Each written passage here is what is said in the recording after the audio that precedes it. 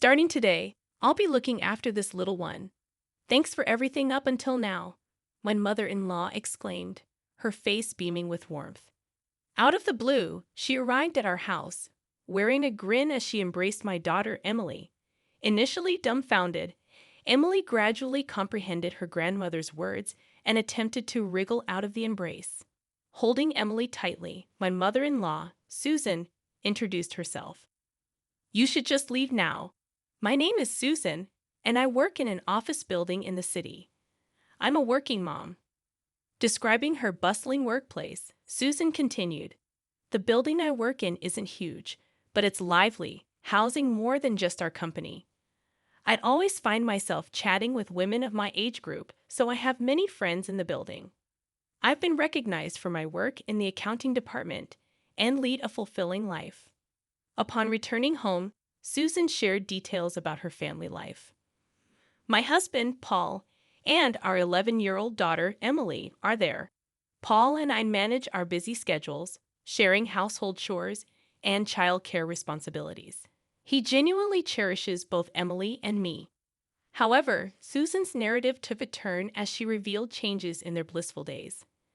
Little by little, Paul started imposing his likes and interests on Emily. Initially, it was soccer.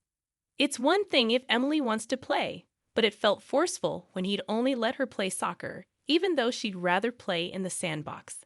As Emily grew older, she transformed into a soccer-loving girl who could stand toe-to-toe with her male classmates. She harbored dreams of making her mark as a female soccer player in the future, and I had become one of her biggest fans. However, Paul's initial enthusiasm seemed to wane over time, shifting towards a newfound interest in swimming. Lately, Paul had been advocating for swimming, suggesting synchronized swimming during a family dinner. Emily, visibly perplexed, responded, "But Dad, I love soccer. I find it more fun than swimming, and I want to do it even more." Paul questioned her choice, expressing surprise that a girl would want to play a sport typically considered for boys. Tension hung in the air during these moments, leaving me torn about when to intervene. Emily stood her ground, asserting, "Gender doesn't matter right now. Soccer is fun, and pursuing it is my dream. You've been playing soccer so much you've gotten quite toned. You're tanned and look like a boy." Paul went further, expressing concern about Emily's appearance, stating that women need to be slim to be attractive. Taken aback by her father's condescending remarks, Emily fell silent. I immediately scolded Paul, expressing my dismay at his hurtful comments.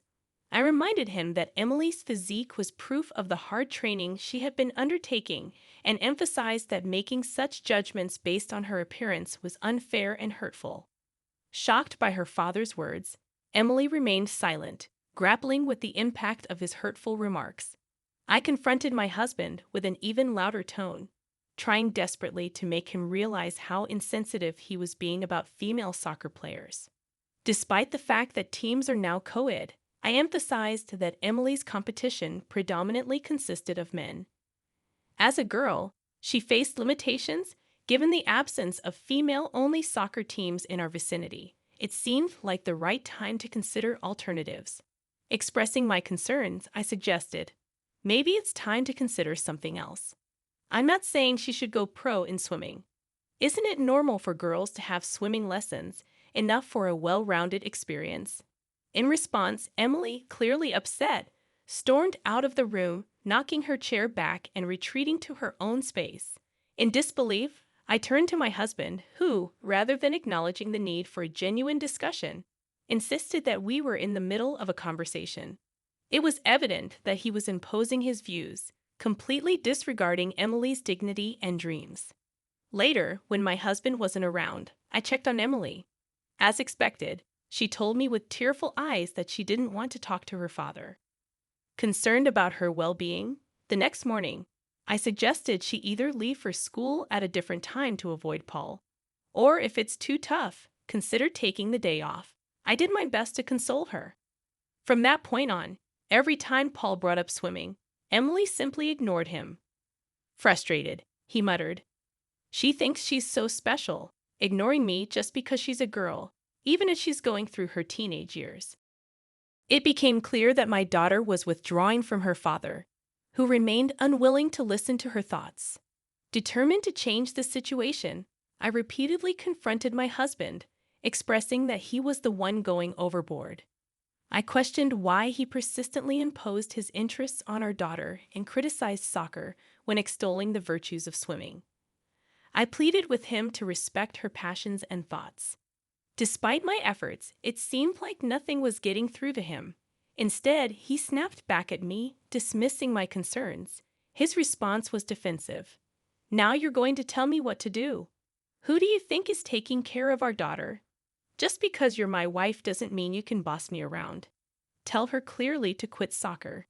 His habit of ordering me and our daughter around, accompanied by statements like, "just because you're a woman," or "just because you're my wife," had a deeper origin.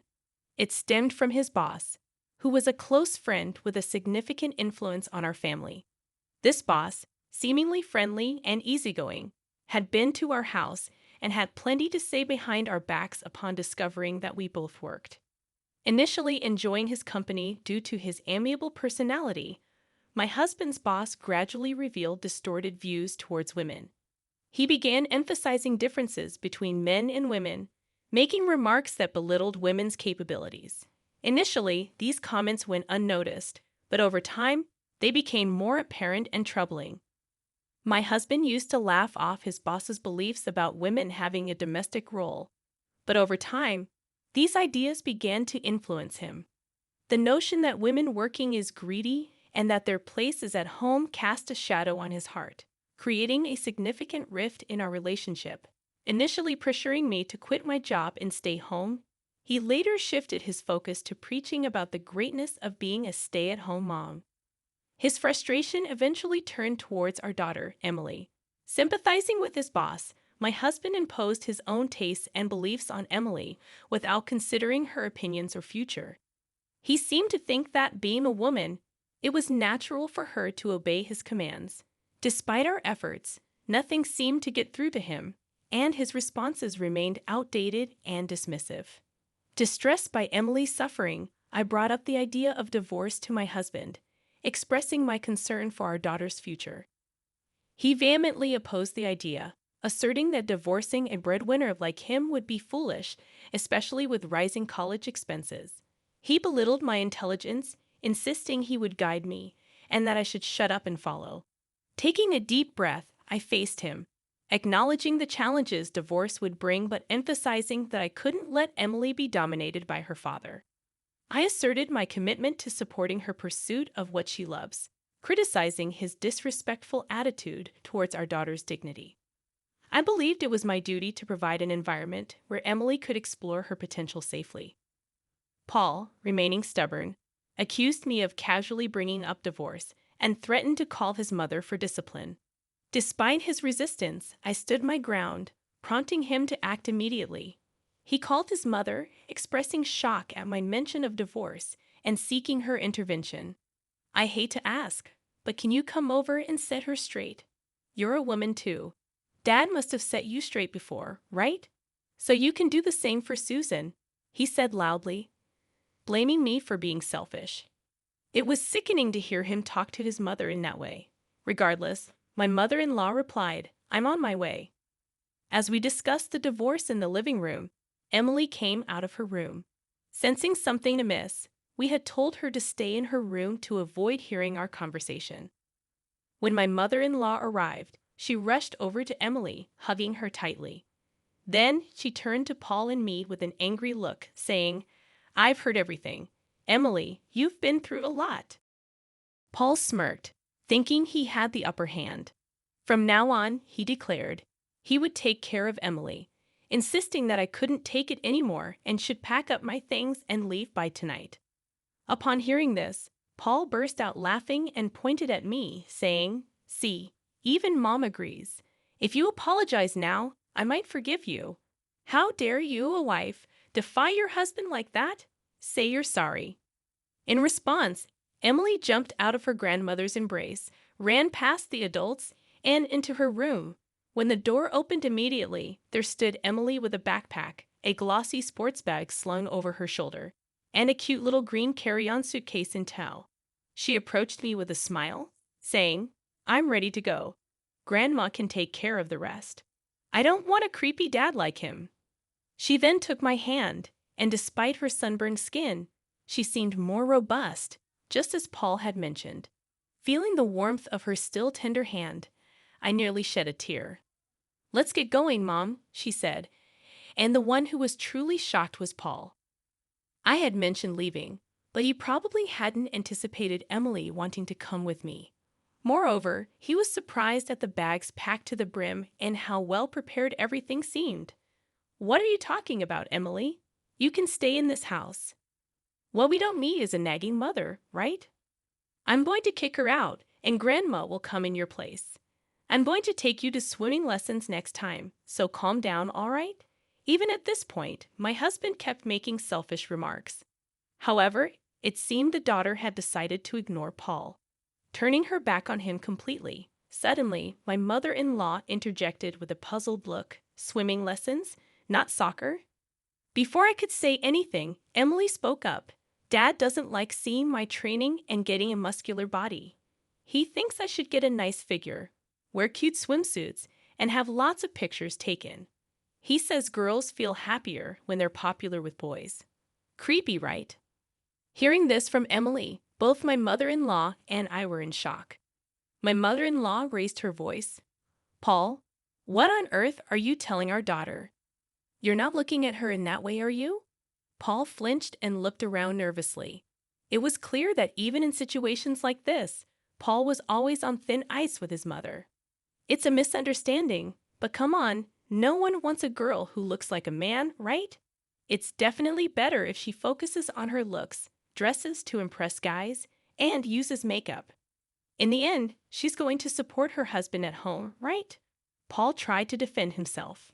My mother-in-law sighed. What would your late father say if he heard this? Thinking my mother-in-law was on his side, Paul looked even more flustered. However, it wasn't surprising.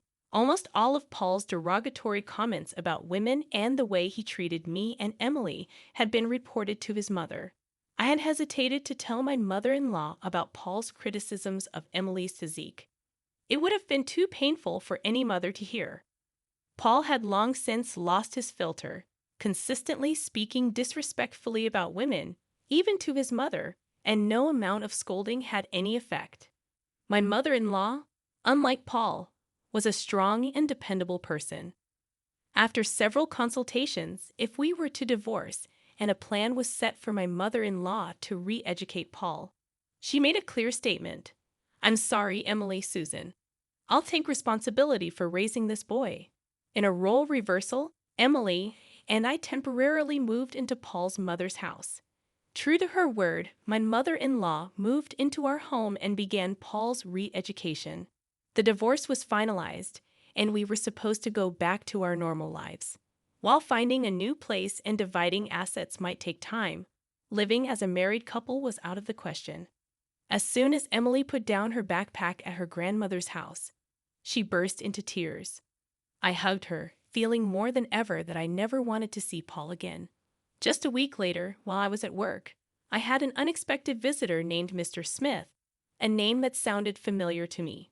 When I confirmed his full name, it was unmistakably that of my husband's boss, the very man who had influenced Paul so much. I was shocked and wondered why such a person would come to my workplace. Yet I headed to the lounge booth within the office building, where we have limited space for guests. It was currently being used for meetings with other clients, so I asked him to wait there. However, it wasn't just Mr. Smith. Paul was there too.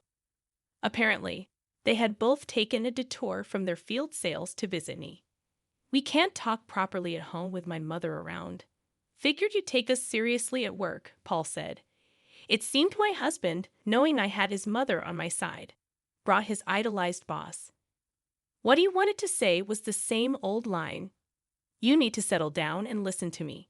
Heads of households should have the final say, you know. Women are just an accessory to men.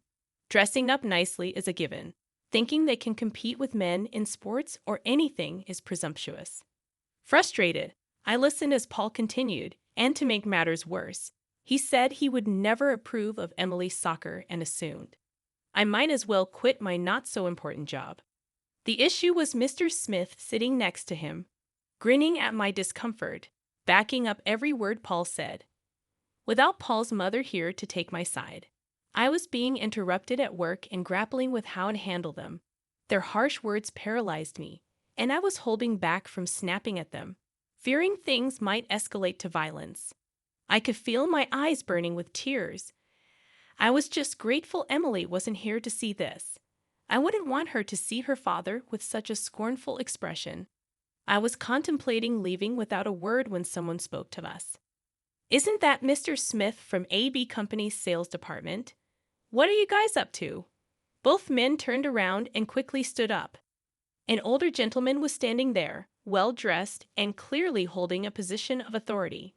Beside him was a woman, perhaps his aide or secretary, and from the disdainful look she gave Paul and Mr. Smith, it was clear she had heard their conversation. "Mr. Miller, what brings you here? My office is on the 3rd floor. You guys usually visit the branch office's conference room for sales. I guess you might not be interested in knowing this, but it might be useful for you to remember whether you're visiting the branch or the headquarters." At the sound and content of the man's chilling voice, Paul and Mr. Smith were left speechless, their faces pale as ghosts. The man was a business owner on the 3rd floor of the office building. If he didn't have meetings or appointments, he'd be over here, and I've seen him a few times before. The CEO remembered me and had been secretly listening to the intense conversation between us in the lounge. It wasn't until the secretary mentioned it that he realized Mr. Smith was a sales rep from one of their partners. "Heard she's your wife, huh? To act that way towards a woman and kids. Was that young sales guy with you, Mr. Smith? Hand over your business card now." The CEO then collected business cards from both of them, casting a disdainful look at the trembling pair. After all, they had been working in a conference room so grand that one could mistake it for the CEO's office at the headquarters. I found out later that Paul's company had stirred up a massive commotion, like poking a hornet's nest. "We'll have to reconsider our partnership with you. Please, I beg of you." I was transferred to a new branch of my company, given that my ex-husband knew my whereabouts, and being a single mother had its challenges. I was moved to a department prioritizing a more child-friendly work environment. Working in this new environment was quite stimulating for me. I could ensure time at home to chat with Emily, feeling fulfilled in both my work and personal life. Emily still passionately played soccer every day, and I was happy to fully support her dreams. Occasionally, I met with Paul's mother, making a bit of a trip to enjoy a cup of coffee at a fancy cafe and chat. One day, she talked to me about my ex-husband Paul's behavior. Paul had quit his job and apparently stayed home for a while, deeply depressed. During that time, Mr. Smith faced lawsuits from female colleagues at the company, and naturally, they lost touch. It seems that since putting some physical distance from Mr. Smith, Paul's perspective has been gradually changing. While we still need my mother-in-law to keep an eye on him, I do prefer the kinder Paul the first once knew. It's uncertain when he might relapse, so I haven't let him see our daughter Emily. Any exchanges are done through lawyers or Paul's mother, avoiding direct contact. Regardless of my history with Paul, I want to have a good relationship with her as an individual. When I expressed this, she got teary-eyed but agreed shyly. We're planning to watch a soccer game together. Emily has been selected as a regular player among the seniors, so we're going to cheer her on with all we've got.